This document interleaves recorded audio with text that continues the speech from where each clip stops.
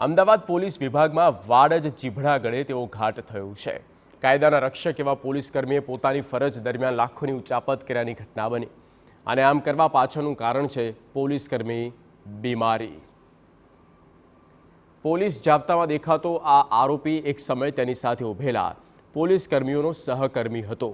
2016થી આરોપી SI Jayendrasinh Sabarmati police station crimes writer તરીકે ફરજ બજાવતા 2016થી નવેમ્બર 2023 સુધી આરોપી પોલીસકર્મીએ જુદા જુદા ગુનામાં ઝડપાયેલી 53,65,000 જેટલી રોકડ પોતાના ખિસ્સામાં નાખી પોલીસ સ્ટેશનમાં જુદા જુદા કેસના જેવા કે પ્રોહિબિશન, જુગાર, ઘરફોડ, ચોરી જેવા ગુનાના મુદ્દામાલની રોકડ આરોપીએ ક્રાઇમ ટેબલની તિજોરીના લોકરમાંથી મેળવી આ નાણાં કોર્ટમાં જમા કરવાના હોય છે જેથી આ મુદ્દામાલ ફરિયાદી છોડાવી શકે, પરંતુ જયેન્દ્રસિંહ આ રોકડને ઉપયોગ અંગત ખર્ચ માટે કર્યો।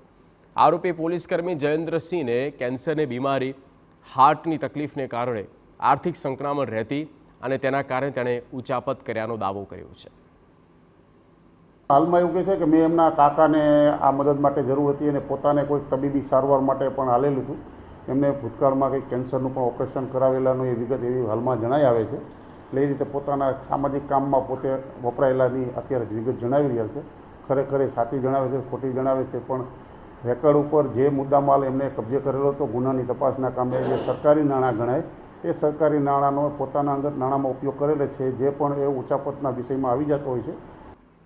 એક વર્ષ અગાઉ આરોપી એસઆઈ જયેન્દ્રસિંહની બદલી થતાં નવા ક્રાઇમ રાઇટર ફરજ પર હાજર હતા।